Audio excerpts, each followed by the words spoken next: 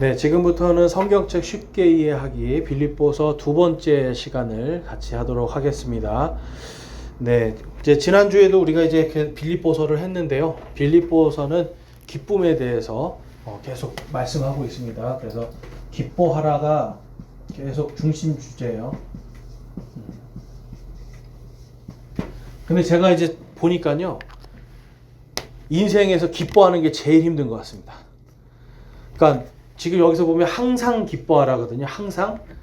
우리가 좋은 거 있을 때는 다 기뻐할 수 있어요. 근데 이 항상이라는 말은 슬플 때도 기뻐하라는 거고요. 특별히 고난 받고 뭔가 핍박받아도 기뻐하라는 뜻이에요. 그러니까 이 빌립보서에서 말씀하는 기뻐하라, 그거는 나의 상황이 아니라 누구를 기뻐하라는 겁니까? 주를 기뻐하라는 겁니다. 주를. 네. 주님.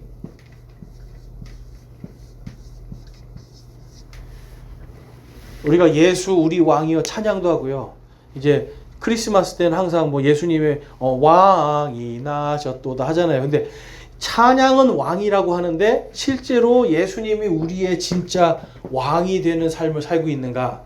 이제 우리가 이거를 잘 기억을 해보고 이것을 좀 우리가 묵상해보고 돌아보고, 그래서 내 안에 뭔가 다른 것이 주인이 돼 있다. 그러면 얼른 바꿔야 되겠죠. 왜냐하면 주를 기뻐하지 않으면 우리가 기뻐할 게 아무것도 없는 거예요. 그러니까 항상 주를 하려면 우리가 하나님의 말씀을 온전히 알아야 되고, 또 그 말씀 가운데서 과연 이 말씀이 무엇인가를 깊이 묵상하는 시간이 굉장히 중요한 겁니다. 자, 저희 성경 읽기 하고 있는데 보니까 여기 계신 분들은 많이 읽으신 분들이에요. 보니까 뭐 완독하신 분도 있고 신약 완독하신 분도 있고. 자, 성경을 쭉 다 읽으시면서 여러분 기쁘셨어요? 성경을 좀 다 읽으니까 야, 이제 숙제 끝났다 해서 기쁘신 거예요, 혹시? 나 이제 성경 읽기 끝났다 해서 기쁘신 거예요? 아니면 성경 안에 있는 말씀의 내용이 기쁘신 거예요? 네? 웃기만 하시네. 네. 두 개 다 끝났으니까. 맞아요. 솔직한 말씀입니다. 네. 우리가 이게 그렇지만 하나님의 말씀 안에서 힘을 얻고 하나님의 말씀 안에서 뭔가 기쁨을 얻을 수 있는 거, 여러분 사실 그게 다 성령님의 인도하심이에요. 그래서 우리가 항상 주를 기뻐한다라는 그 의미 자체도 그 안에 우리 안에서 역사하시는 성령님의 역사임을 우리가 잘 기억하시고, 성령님이 우리와 함께 하신다라는 이 자체, 이것만으로도 우리가 기뻐할 수 있어야 되는 겁니다. 자, 지난 시간에 우리가 배운 것을 보면 이제 이 빌립보서는 옥중서신이라고 제가 말씀드렸어요. 그런데 감옥에 갇혀 있는 사도 바울이 감옥 밖에 있는 사람들한테 기뻐하라 그러는 거예요. 내가 기쁘니까 당신들도 기뻐하라는 거예요. 그러니까 사도 바울은 상황을 기뻐하는 게 아니라 누구를 기뻐하고 있습니까? 주를 기뻐하고 있는 거예요. 그러니까 우리가 주 예수 그리스도를 기뻐하면 고난도 기쁜 겁니다. 핍박과 어려움도 기쁜 거예요. 왜냐하면 그분이 나를 구원해 주셨기 때문에, 더 큰 것을 내가 받았기 때문에. 제가 주일날도 말씀드렸지만 세상 사람들 보면은 석가탄신일, 또 이슬람에 가보면 그 무하마드의 탄신일, 또 모든 종교의 종교 지도자들의 탄신일이 다 있어요. 그런데 기독교는 300년 동안 없었단 말이에요. 그냥 카톨릭이 이날입니다라고 정해놓은 때부터 그냥 예수님 탄신일이 생겼지, 그전에는 그런 게 없었단 말이에요. 왜 예수님은 생일이 없었는가? 제가 말씀드렸는데 혹시 기억나시나요? 안 나실 거예요. 예수님은 바로 주님이시기 때문에, 하나님이시기 때문에. 그분은 인간으로 태어나긴 했지만 성경에서 봤더니 옛적부터 계셨던 분이에요. 그러니까 원래 계셨던 분이 나셨는데 그게 생일이 의미가 있을까요, 없을까요? 없는 거예요. 그래서 하나님께서 태어나셨다라고 하는 이 자체가 우리에게는 큰 기쁨인데, 그 날짜가 중요한 게 아니라 그분이 우리 때문에 오셨다라는 거예요. 그리고 그분이 우리 때문에 죽으셨다는 거고, 또 우리를 위해서 다시 살아나셨다라는 거고요. 사도 바울은 특별히 지금 주를 기뻐하는데 어떤 주님입니까? 다시 오시는 재림의 주님이에요. 재림.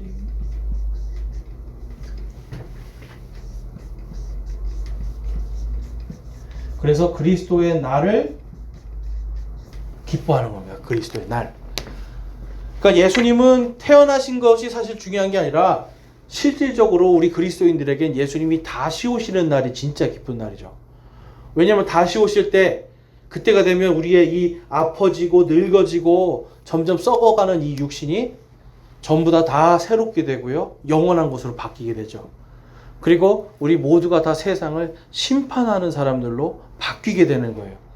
지금은 제가 엊그저께도 뭘 하다가 하나님 제가 죄를 저질렀는데 이러한 것들 제가 심판받지 않을까요? 하는 이런 두려움들이 있는 거예요. 여러분 죄를 짓고 나면 심판받지 않을까 하는 두려움이 있지 않습니까? 그렇죠? 이게 우리가 다 왜냐하면 우리 지금 인생이 아직은 완전하지 않기 때문에 영원하지 않기 때문에 그런데 만약에 우리가 영원한 생명으로 바뀌었어요. 우리가 다 이제는 죽지도 않고요. 하나님의 영원한 그 완전한 지혜가 우리 안에 다 들어오고 그냥 하나님과 기쁘게 살고 있어요. 그러면 거기에서는 우리 안에 근심과 걱정이 없는 거예요. 거기에서는 우리 안에 뭔가 심판받을까 봐 걱정할 일이 없는 거예요. 대신 누구를 심판한다? 성경에 봤더니 사탄과 마귀들과 지옥조차도 우리가 다 심판하는 그래서 심판자로 바뀌는 거예요. 그래서 그리스도의 날에는 예수님의 재림의 날에는 우리가 다 그리스도와 함께 그리스도의 군사들로 그리스도의 형제들로 새롭게 되기 때문에 그러니까 사도 바울은요 지금 받는 고난 감옥에 갇혀도 괜찮고 매를 맞고 막 배가 막 다 전복이 되고 그래도 이 사람은 어떻습니까? 그냥 늘 주를 기뻐하는 거예요. 그 감리교를 만든 잔 웨슬리라는 사람이 있었어요. 이 사람이 성공의 사제로서 서품을 받고 미국에 와서 막 전도 여행을 하고 다녔는데 안 되는 거예요, 전도가. 아무리 해도 전도도 안 되고 다 실패했어요, 선교를. 그리고서는 이제 다시 영국으로 배를 타고 돌아가는데 큰 폭풍을 만납니다. 이 큰 폭풍을 만났어요. 이 잔 웨슬리는 이 성공의 사제예요. 그러면은 보통 이 정도 되면은 어떤 기도를 하는 게 맞을까요? 어떤 기도하는 게 맞을까요? 하나님 살려주십시오. 하나님 제가 지금 구원 받았지만 그래도 살려주십시오. 하면서 뭔가 이런 이제 생각들을 해야 되는데 잔 웨슬리는 그게 아니라 나 이러다 지옥 가면 어떡하지? 나 이렇게 이러다 구원 못 받으면 어떡하지? 막 굉장한 극도의 공포 속에 떨어져 버렸습니다. 그런데 어디선가 찬양 소리가 딱 들리는 거예요. 배 한가운데서. 막 폭풍이 쳐서 사람들이 다 우리 죽었다고 이제 큰일 났다고 하는데 어디선가 찬양 소리가 막 들려요. 그래서 선실로 내려가 봤더니 모라비안이라는 이 침례 교인들이 다 몰려서 거기서 찬양을 하고 있는 거예요. 감사 기도하고 있는 거예요. 왜 감사하고 기뻐하고 있었을까요? 이 사람들이 지금 폭풍 속에서 우리는 이제 구원받았고 오늘 여기서 우리가 죽으면 어디로 가는 거예요? 천국에 가서 주님을 만날 것이니 폭풍도 감사합니다 하고 찬양하는 거예요. 그래서 잔 웨슬리가 충격을 받았어요. 나는 성공의 석품을 받은 높고 높은 직책에 있는 사람인데 나는 구원 못 받아서 지금 죽을까 봐 덜덜 떨리고 있고 지옥에 갈까 봐 불안해하고 있는데 도대체 이 사람들의 믿음은 뭐지? 라고 해서 그 다음부터 이 사람이 믿음이 뭔가를 공부를 해서 성공회를 개혁한 것이 감리교예요.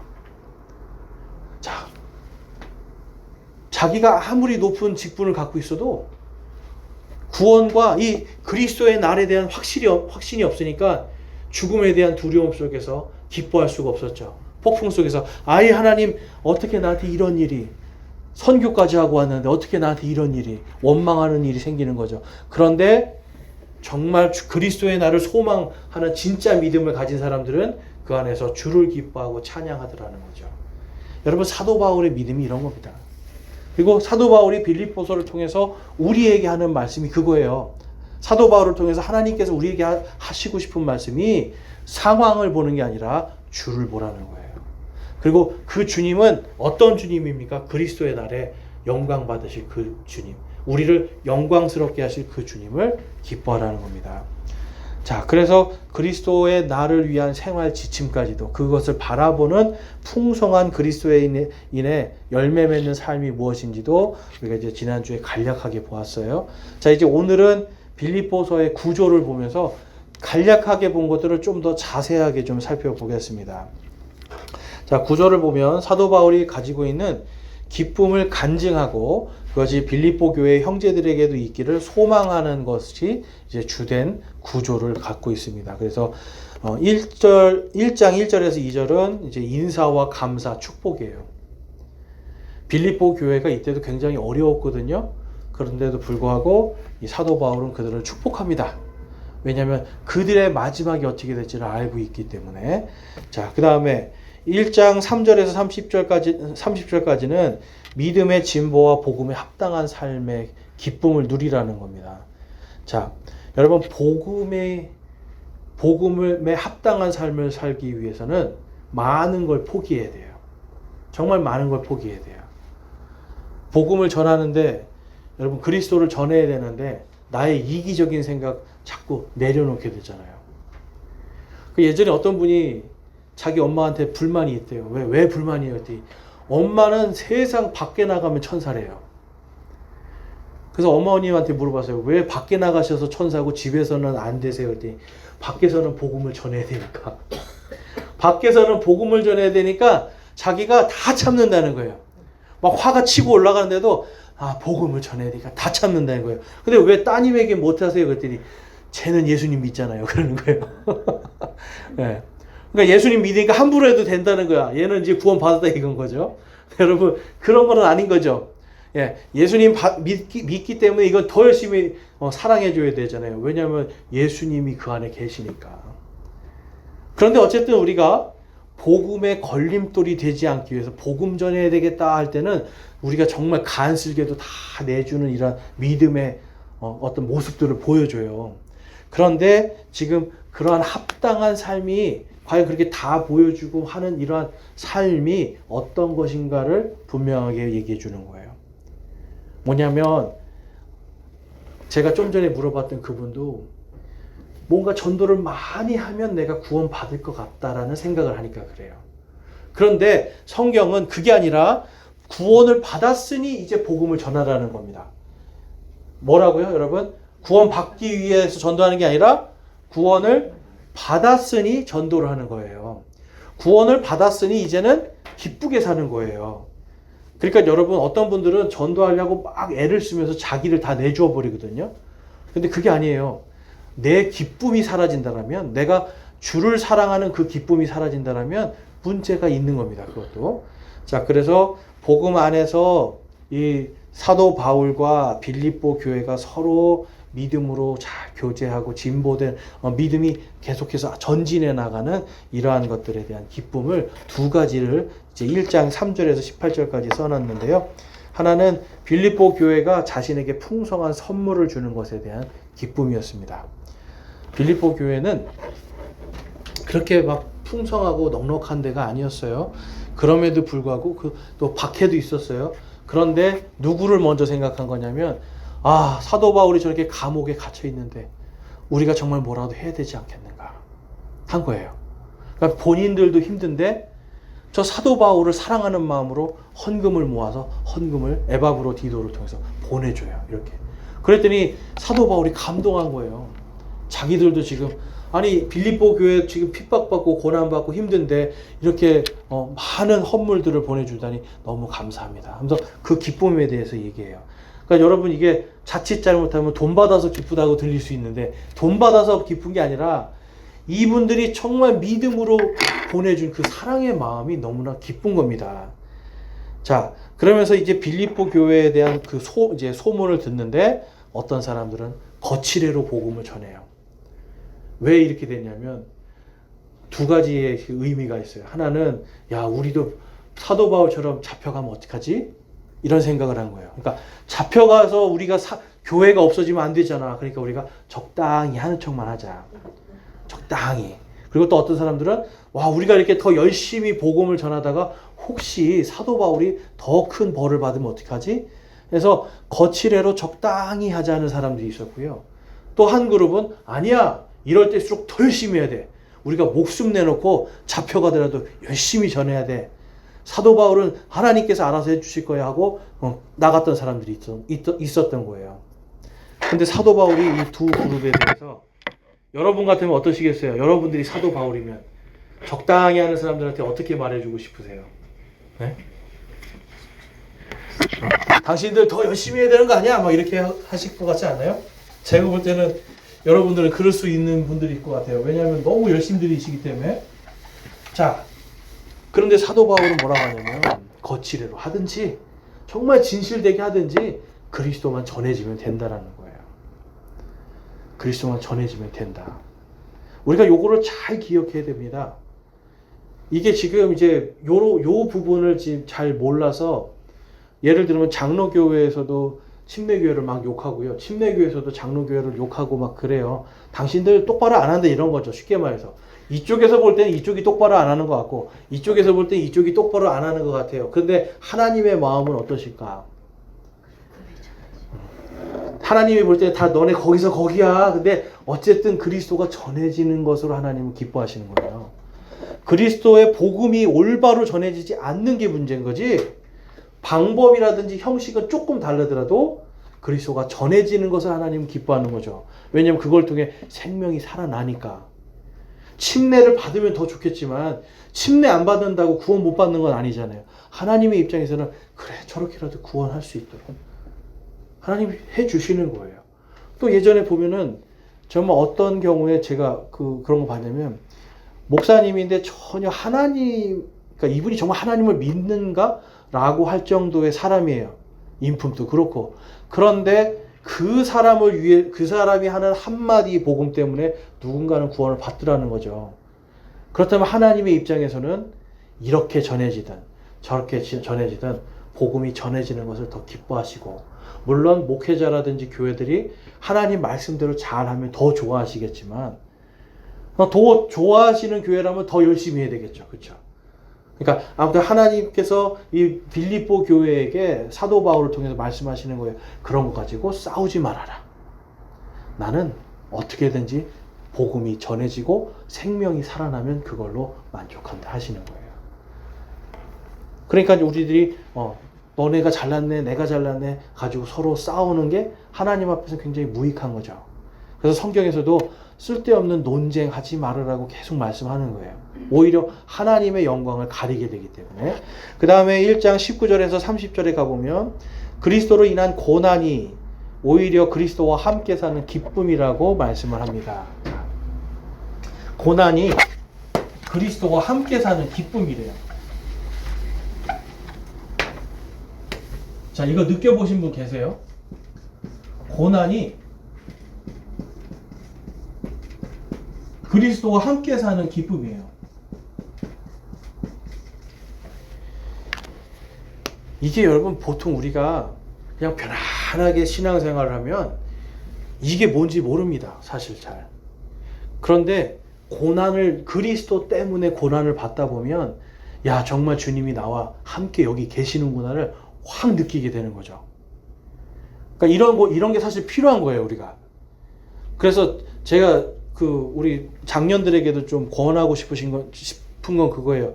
선교지 이런데 내가 몸이 아프고 다리가 아파도 한 번씩 가보시는 게 좋아요.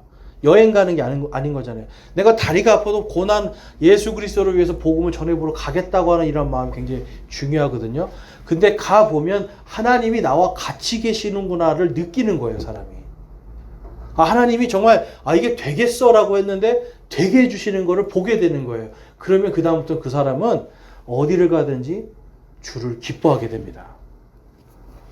그래서 제가 이제 예전에 청년들을 데리고 전도 여행을 가는데 비가 엄청나게 내리는데요. 하필이면 바닷가에 간 거예요. 바닷가에는 다 사람들이 노는 곳인데 그나마 비가 왔으니 사람이 하나도 없죠. 그래서 제가 속마음으로 그랬어요. 거기 형제들한테 그랬어요. 비 오니까 적당히 전하고 가자.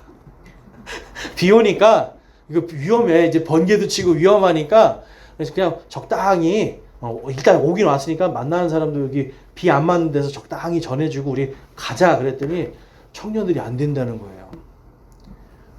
그러더니 비를 그렇게 맞고 저 멀리 바닷가 끝에까지 걸어가서 그 끝에 갔더니 누군가가 탁 앉아가지고 의자에 앉아서 바다를 비를 맞으면서 보고 있더라는 거죠.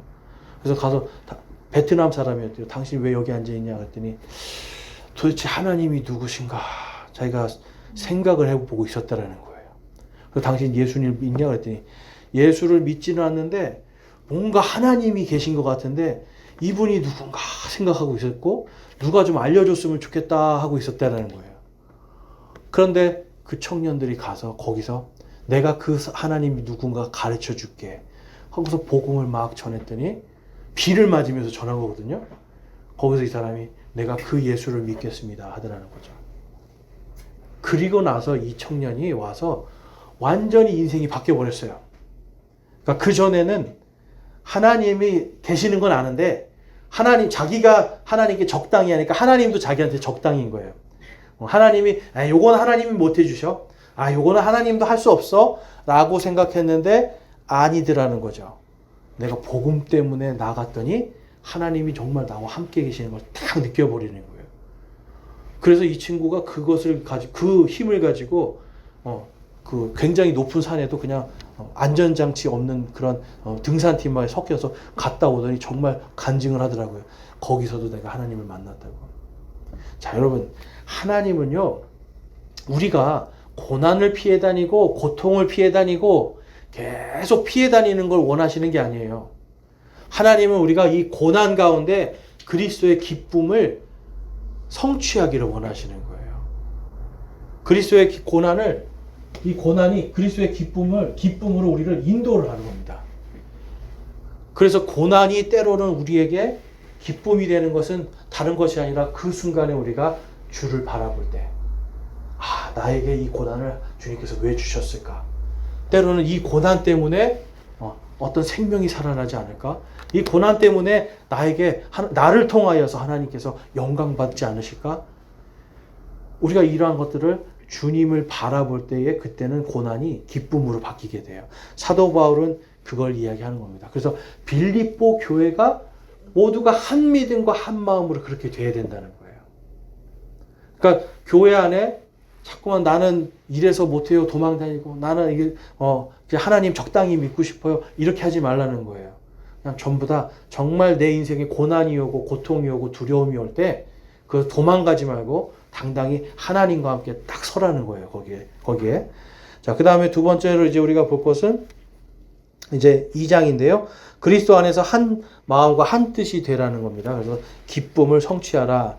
2장 1절에서 11절까지인데요. 그리스도의 겸손을 본받아야 기쁨을 성취할 수 있대요. 자,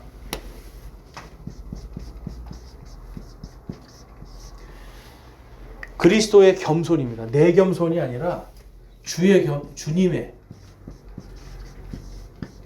겸손이에요. 최근에 김윤정 자매가 마취 주사가 들어갈 때 너무 아파가지고 주님이 못 박히심을 생각했다 그러는데 여러분, 아니 근데 여러분 그거 아무나 생각할 수 있는 게 아닙니다. 저도 마취 주사 맞으면서 정말 저는 이 척추까지도 이만한 게 들어가면서 한 적이 있는데 정말 아파요. 근데 저는 그 아픈데도 나는 이걸 참을 수 있어 하고 참았지 예수님이 못 박히신 거 생각도 못 해봤거든요. 근데 누군가는 그 예수님의 못 박히심을 생각한다는 거죠. 근데 여러분, 예수님이 못 박히심은 다른 것이 아니에요. 겸손이죠. 겸손을 통한 순종이죠. 예수님께서 먼저 겸손해지시고 먼저 순종하셨기 때문에 우리를 구원하셨잖아요. 그러니까 우리도 내가 이 사람이 나에게 겸손하기 전에, 이 사람이 내 말을 듣고 내 마음에 들기 전에 내가 먼저 겸손한 겁니다. 자, 따라해 보겠습니다. 내가 먼저 겸손하자. 내가 먼저 겸손하자. 네. 이 내가 먼저 겸손해야 돼요. 빌립보 교회는 지금 보니까 그러면 어떤 사람들이 많았다라는 거예요? 내가 먼저 겸손하기보다는 상대가 겸손하기를 바라는 게 더 많았던 거죠. 그래서 야, 적당히 해. 그냥 우리 적당히 해도 괜찮잖아. 이런 사람들한테 이쪽에서 열심히 하는 사람들은 막 욕을 하는 거예요. 저렇게 해가지고 저게 무슨 신앙이야. 이제 이렇게 하면서 판단하고 정죄하고, 이쪽에서는 또 뭐라 그래요? 저 사람 너무 심해. 이런 거죠. 우리가 지하철 갔는데 제가 예전에 그랬어요. 피켓 메고 예수천당 불신지옥 북치는 사람 보면 창피해. 어떻게 저러고 다니지? 저거 하나님께 영광이 안 되는 것 같은데 이런 생각을 했단 말이에요. 그런데 어느 날 만난 사람이 그런 사람 때문에 구원받았다는 얘기를 듣고서는 우리가 함부로 판단해서 안 되는구나. 분명히 창피한 일이거든요. 예수천국 불신지옥 하면 창피한 일인데 그걸 통해서도 역사하고 하나님은 구원을 이루시잖아요. 그러면 이쪽 편에 있는 사람들은 저렇게 너무 심해라고 할 필요가 없는 거죠. 왜냐하면 하나님의 역사하고 하나님이 마음 주시는 것 때문에 하는 거니까. 자, 그렇기 때문에 빌립보 교회에게 말씀하는 거예요. 겸손하라고요. 서로 겸손하고 서로 순종하고 그리스도의 영광을 위해서 함께 한 마음이 되고 서로를 돌아보라는 거예요. 서로를 돌아본다는 게 무슨 뜻인가요, 여러분? 서로를 돌아본다. 서로를 돌아본다. 이게 이제 제가 에베소서 할 때도 말씀드렸는데 이것이 세우다, 세워준다. 이게 제가 교육이라는 말도 썼고요.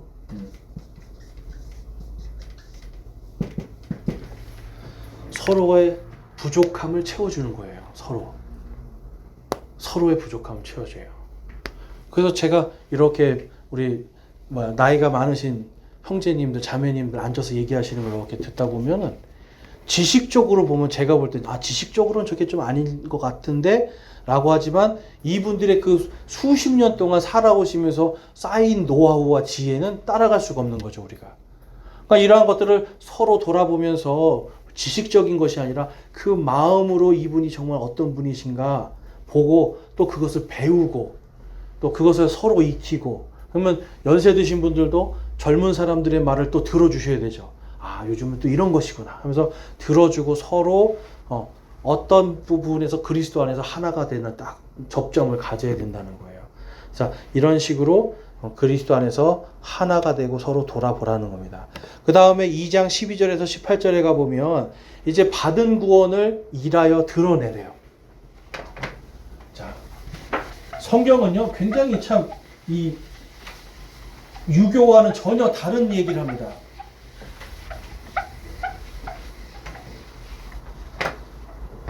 유교에서는 겸손하면 자꾸 자기를 감추라고 얘기하잖아요. 그렇죠?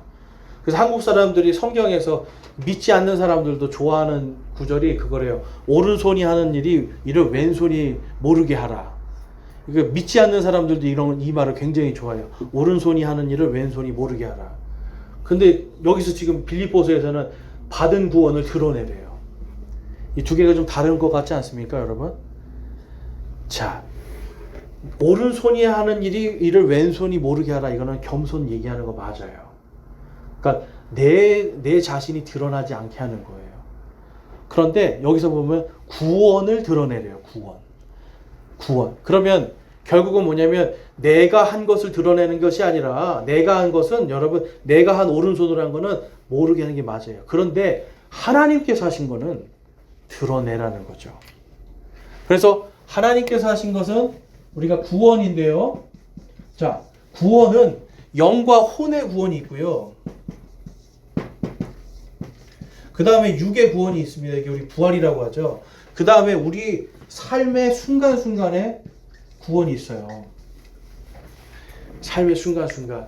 구약 성경에 보면은 그 적군들이 막 우리가 주여 구원해 주시옵소서 그리고 궁핍함에서 구원해 주십시오 그리고 나의 절망에서 구원해 주십시오 하고 구원이라는 단어를 삶에도 계속 얘기를 해요. 그러니까 저와 여러분도 어떤 분들은 자꾸만 빨리 예수님 오셔서 내가 갔으면 좋겠어요. 빨리 그냥 죽어서 천국 갔으면 좋겠어요. 이게 아니라 하나님이 원하시는 거는 정말 건강 잘 관리해서 삶 속에서 나의 구원을 이루어 주시는 그분도 내가 드러내는 거예요.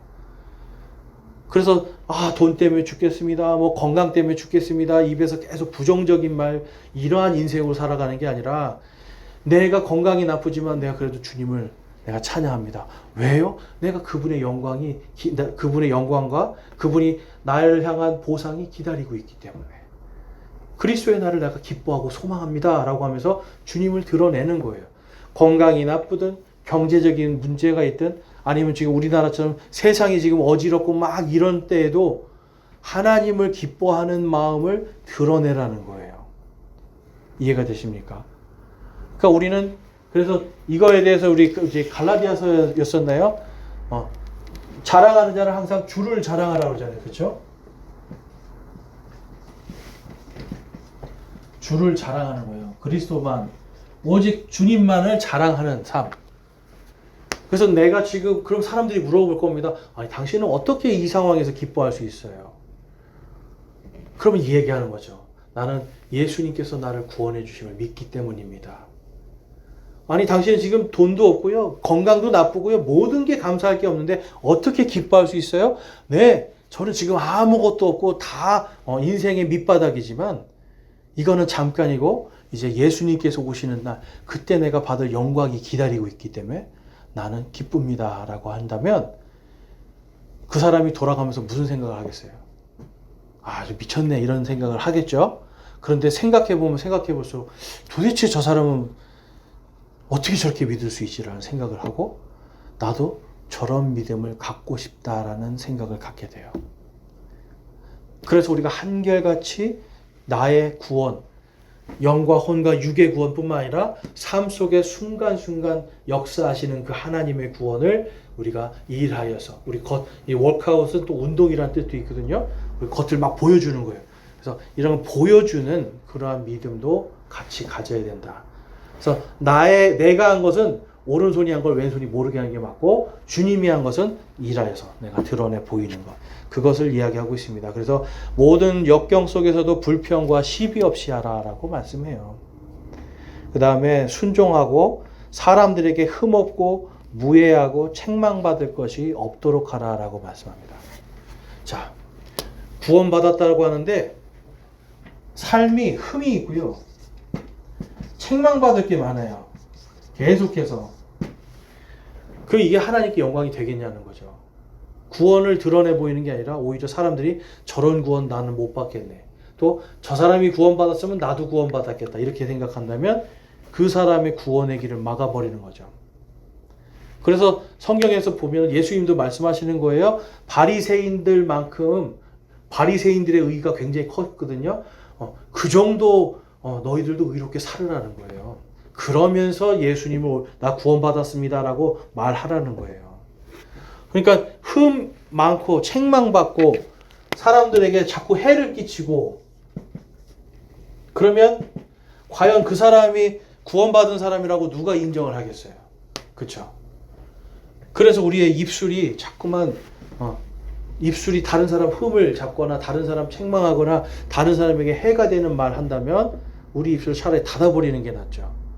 오히려 은혜로운 말을 하고 오히려 다른 사람에게 책망받을 일이 아니라 내가 오히려 입을 다물고 겸손한 말들, 하지 말아야 될 것들을 안 하려고 애를 쓰고요.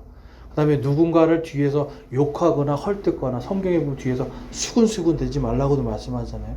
그러니까 이러한 것들, 입술에 부정한 것들을 아예 입에 담지 말라고 하시잖아요. 뭐냐면 내 삶 속에서 내가 받은 구원을 드러내기 위한 거예요. 그래서 차라리 말을 안 하는 게 더 나을 때도 많은 거죠. 그래서 우리의 절제를 모든 사람이 알게 해야 되는 겁니다. 자, 그래서 이제 사도 바울은 그러한 인생을 살아야 된다라고 하면서 이제 빌립보 교회는 이미 그렇게 하는 사람들이 많다라고 칭찬해 줘요. 이미 빛이 되고 있다, 빛나고 있다. 생명의 말씀을 위해서 사는 것을 이제 전에 들은 거예요. 그러니까 여러분, 빌립보 교회가요, 막 서로 갈라져서 싸우긴 싸웠지만 그럼에도 불구하고 복음의 빛을 가지고 있었던 교회라는 거죠. 그럼에도 불구하고 이들이 생명의 말씀을 전하는 것에 열심을 냈어요.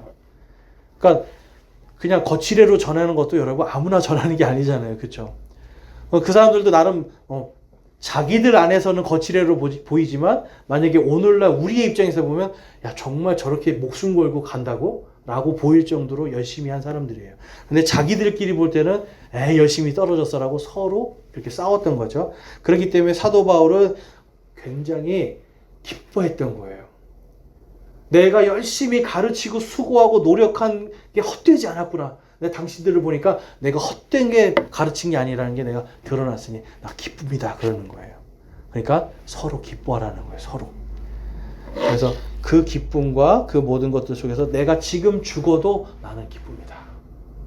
당신들이 이렇게 그 믿음의 당신들의 믿음의 희생과 헌신 그러한 것들을 통해서 내가 지금 순교해도 나는 기쁩니다. 그러니까 내가 더 큰 벌 받을까 봐 전도 안 하는 거 그런 거 하지 말고 더 열심히 하라 그건 거예요. 그러니까 여러분 보면 얼마나 사랑이 많습니까? 더 똑바로 해 할 수 있는데 그게 아니라 당신들이 이렇게 하든 저렇게 하든 나는 너무나 기쁘고 지금 내가 그것 때문에 순교해도 나는 너무 좋습니다. 그러면 거칠애로 하는 사람들이 들을 때 어떻겠어요?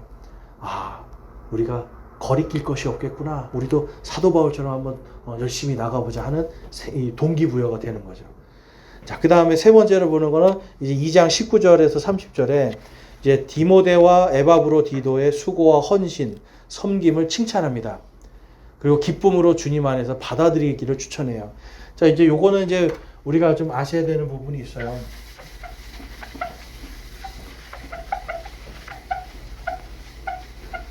지금도 그렇고요. 이 당시도 그렇고 거짓 형제들이 많이 있었습니다.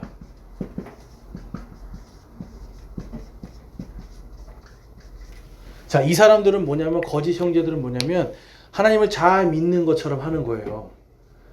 그래서 사도 바울의 편지도 위조를 해요. 그 당시에는요, 이쪽 교회에서 이쪽 교회 갈 때 반드시 편지를 가지고 갑니다. 그래서 이쪽 교회에서 이 형제는 어떤 분이고 정말 나 사도 바울 누가 보증합니다. 우리 교회에 누가 보증합니다. 그래서 쭉 누가 보증합니다. 누가 보증합니다. 다 써요, 이름을. 이쪽 교회에서 알만한 사람들. 그런데 이 거짓 형제들은 그러한 것들조차도 위조를 하고 다녔단 말이에요. 자, 그러니까 지금 사도 바울이 에바브로디도한테 지금 편지를 보내요. 그럼 여러분 이 편지가 진짜인지 아닌지 어떻게 할 거예요? 그렇죠? 그래서 에바브로디도와 그 다음에 보낼 디모데에 대해서 이 사람들이 어떤 사람들입니다 하면서 막 칭찬하면서 그 좋게 추천해 주는 글을 쓰고요. 이제 뒤쪽으로 가면 누가 너희들에게 문안하노라 하면서 딱 그런 얘기를 쓰는 거예요. 그러면서 뭐냐면 받아들여 주라는 거예요. 배척하지 말고 받아들여 줘라. 그래서 너희들의 회원으로 교회의 지체로 받아들여 주라는 거예요. 우리가 이제 저희 교회는 회원권이라는 말을 많이 씁니다.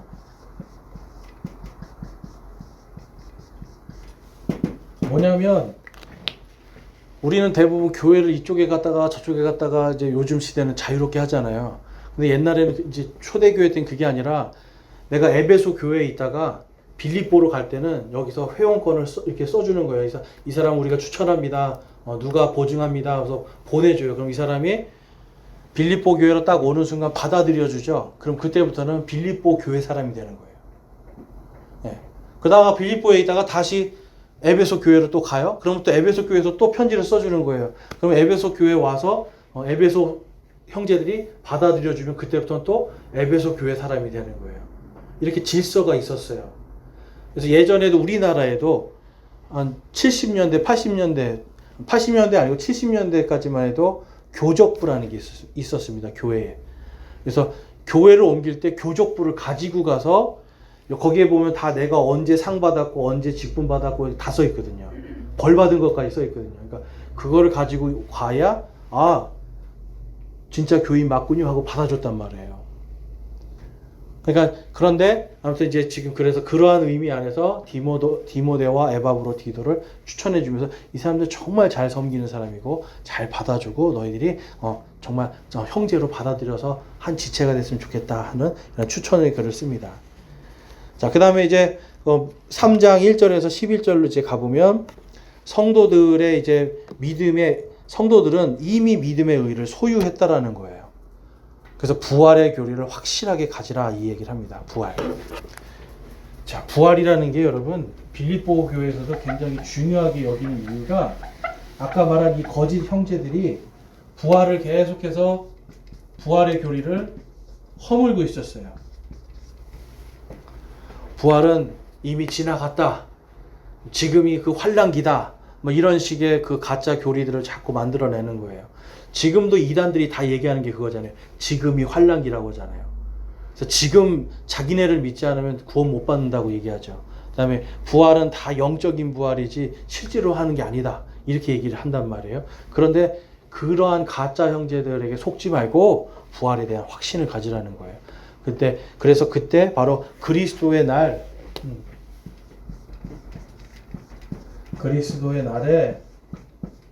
받을 구원을 확실하게 갖고, 그 다음에 율법을 강조하는 사람들, 여러분 오늘날의 이단들이 다 이겁니다. 아셔야 돼요. 뭔가 예수님 말고 자기네가 하는 뭔가를 해야지, 아니면 자기네 교회에 와야지만이 구원받는다라는 사람들이 있어요. 그래서 사도 바울은 그런 구약식의 율법의 믿음은 다 배설물이다, 똥이다라고 얘기하는 거예요. 나 그거 위해 살았다. 근데 그거 하지 말아라는 거예요. 그래서 배설물로 여기라고 강력하게 얘기합니다. 그러니까 율법식으로 헌금 내야지 구원받고, 주일 성수해야 구원받고, 뭐 새벽 기도해야 구원받고, 뭐 착한 일을 해야 구원받고, 뭘 해야 구원받고, 계속 교회 안에 가두는 거.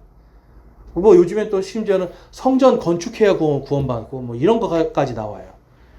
여러분 이런 게 다 뭐라고요? 사도 바울이 말한 배설물들이에요. 그러니까 오늘날 대한민국의 교회를 보면 이 배설물들을 위해서 얼마나 많은 사람들이 희생을 해요. 근데 사도 바울은 그 배설물들을 위해서 하지 말라는 거예요. 왜 그걸 위해서 노력하냐고. 하지 말고 부활의 확신을 가지고 그리스도의 날을 소망하면서 이제는 구원 받았으니 받은 자로서 살라. 이제 이거 강력하게 얘기합니다. 자, 그래서 어려움 속에서도 끝까지 믿음을 가지고 표대를 향해 밀고 나가라. 믿음을 밀고 나가라라고 기록하고 있어요. 그 다음에 거기 5번에 보시면 이제 서로 사랑하고 한 마음과 한 생각으로 항상 주를 기뻐하라라고 이제 4장에서 말씀을 합니다. 4장에서. 그러니까 어떻게 보면 빌립보서에서는요, 4장이 굉장히 이제 핵심적인 거죠. 그래서 유오디아와 순두계라고 하는 이 두 자매에게 서로 화해하라고 가르쳐 주는 거예요. 그러니까 이 두 자매가 시끄럽게 했다는 거죠. 열심히 해야 된다, 아니 적당히 해야 된다, 이 주축이었던 거예요. 그러니까 교회 안에서 이 자매들이 막 서로 사람들을 선동해가지고 막 이렇게 하니까 하지 말고 서로 하나가 되고 화해하기를 간청해요. 왜냐하면 그게 덕이 되지 않기 때문에. 그리고 또 한 가지 말합니다. 이 두 사람의 이름이 어디에 기록되어 있다? 생명책이에요. 자, 그리스도의 날에 생명책에서 우리의 이름이 드러납니다. 자, 그런데 여러분, 그 생명책에 여러분이 뭘 해서 이름이 적혀졌어요? 여러분들이 뭔가 교회에서 열심히 해서 생명책에 여러분의 이름이 적힙니까? 여러분의 이름이 생명책에 적혀 있습니까? 적혀 있지 않습니까? 지금 확실합니까? 네. 이경수 자매님 이름이 적혀져 있습니까? 확실히 생명책에? 네. 근데 그게 누구 때문에 적혀졌습니까?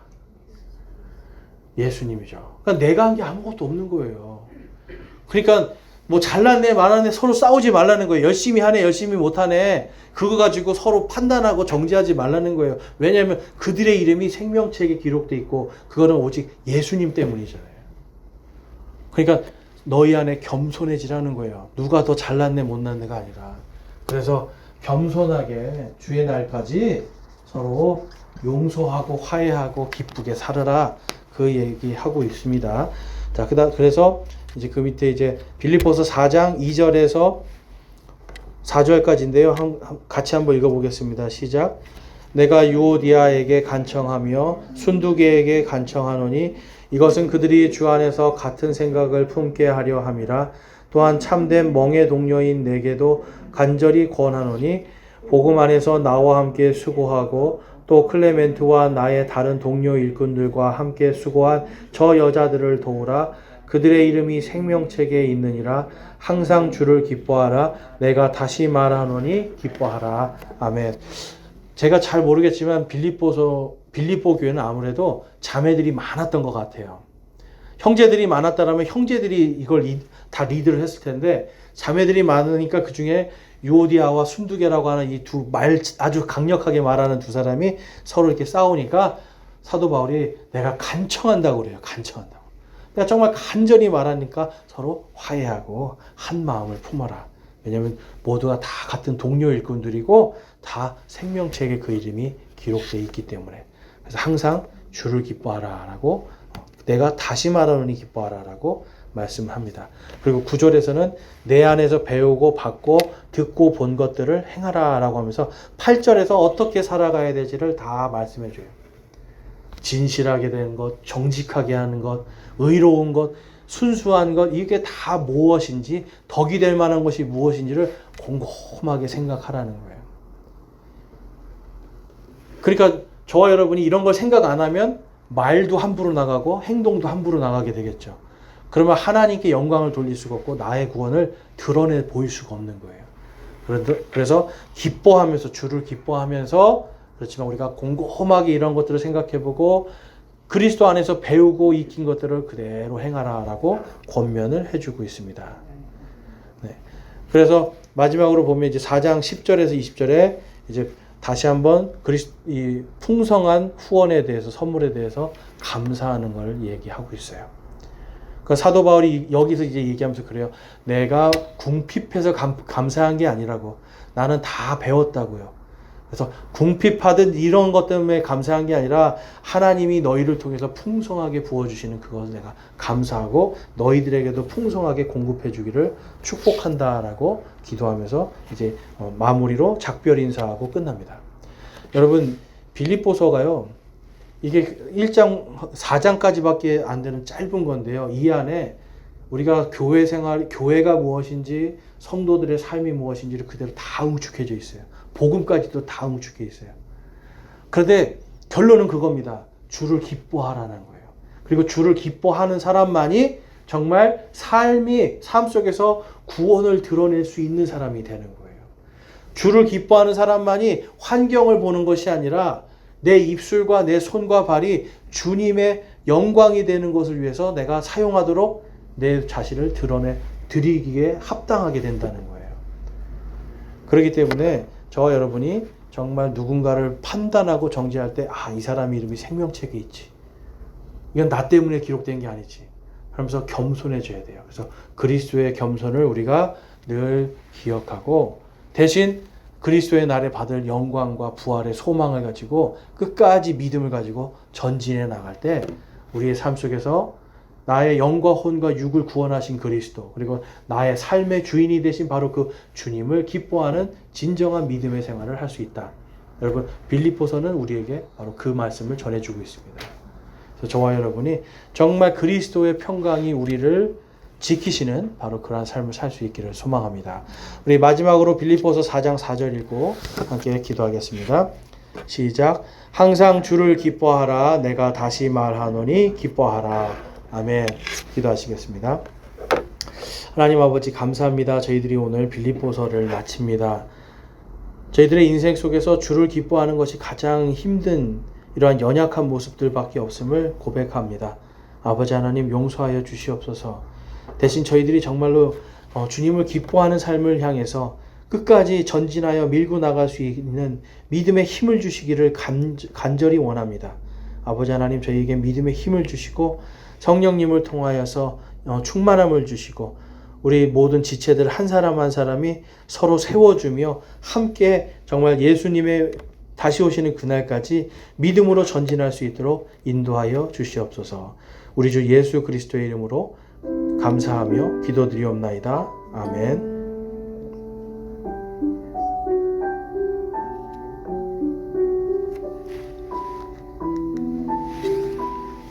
각자 기도하시고 편하게 돌아가시기 바랍니다.